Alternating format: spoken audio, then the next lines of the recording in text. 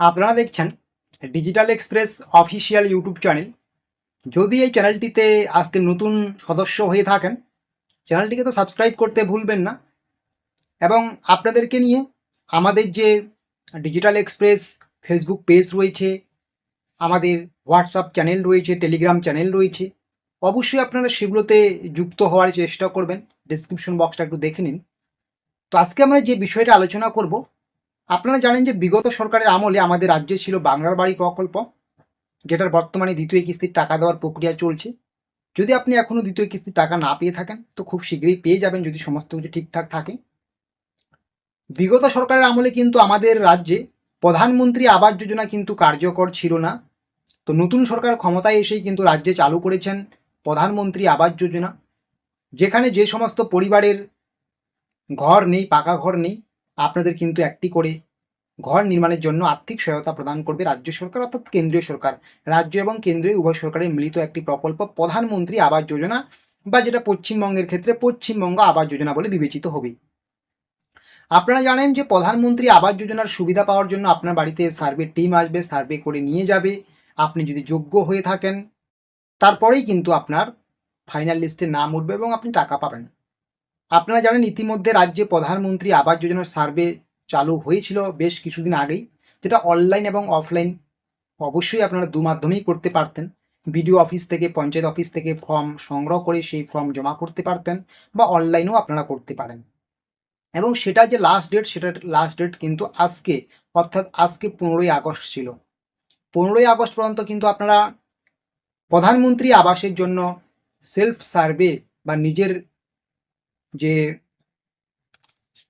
সমীক্ষা, নিজের সমীক্ষা নিজেই করতে পারতেন। একটি অ্যাপস চালু করা হয়েছিল, সেটা হচ্ছে আবাস প্লাস 2024। সেই আবাস প্লাস 2024-এ গিয়ে ফোনের মাধ্যমে আপনি আপনার ডিটেলস দিয়ে কিন্তু আপনার সার্ভে কমপ্লিট করতে পারতেন, এবং পরবর্তীতে আধিকারিকরা আপনার বাড়িতে আসবেন এবং সব কিছু খতিয়ে দেখা হবে। এবং যদি যোগ্য হয়ে থাকেন, আপনি ফাইনাল লিস্টে উঠবেন এবং টাকা পাবেন ঘর নির্মাণের জন্য। তবে সেই ডেটটা কিন্তু ইতিমধ্যে পাল্টানো হয়েছে। শুধুমাত্র আপনারা যারা ভাবছিলেন যে 15ই আগস্টের মধ্যেই করতে হবে, অনেকেই কিন্তু করতে পারছে না। অনেকে নেটওয়ার্কের ইস্যু থেকে শুরু করে বিভিন্ন রকম সমস্যাজনিত কারণে কিন্তু 15ই আগস্টের মধ্যে অনেকেই করতে পারেননি বা করতে পারবেনও না। অনেকেই কিন্তু বাদ পড়ে যাবেন। তার জন্য কিন্তু সরকার নতুন চিন্তাভাবনা করেছেন।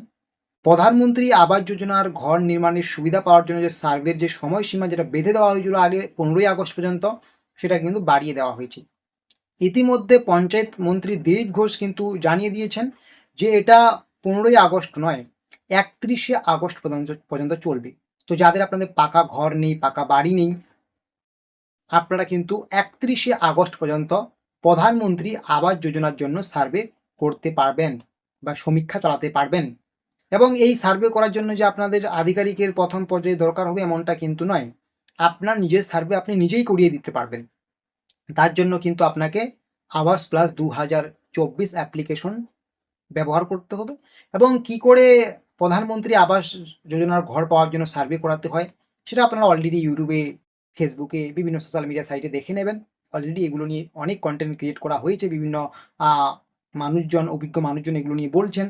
তো আপনারা দেখে নেবেন, বা আপনার বাড়ির আশেপাশের কোনো ছেলে বা কোনো মেয়ে যদি পেরে থাকে, এই বিষয়গুলোতে পারদর্শী হয়ে থাকেন, তো আপনারা তাদের কাছ থেকে করে নিতে। এটাই এই মুহূর্তে একটি গুরুত্বপূর্ণ আপডেট। আপনার যদি কাঁচা বাড়ি হয়ে থাকে, পাকা বাড়ি না থাকে এখন, তো আপনি কিন্তু অবশ্যই প্রধানমন্ত্রী আবাস যোজনার জন্য 31শে আগস্ট পর্যন্ত সমীক্ষার জন্য আবেদন করতে পারবেন বা সার্ভে করাতে পারবেন। এই আপডেটটি আপনাদের কীরকম লাগলো অবশ্যই কমেন্ট বক্সে লিখে জানাবেন। এবং এই রকমই ছোটো বড়ো তথ্য বা আপডেটসগুলো পাওয়ার জন্য ডিজিটাল এক্সপ্রেস ইউটিউব চ্যানেলটিকে তো ফলো করে নেবেনই, এবং আপনাদেরকে নিয়ে আমাদের যে ডিজিটাল এক্সপ্রেস ফেসবুক পেজ রয়েছে, অবশ্যই সেটাতেও যুক্ত হয়ে যাবেন।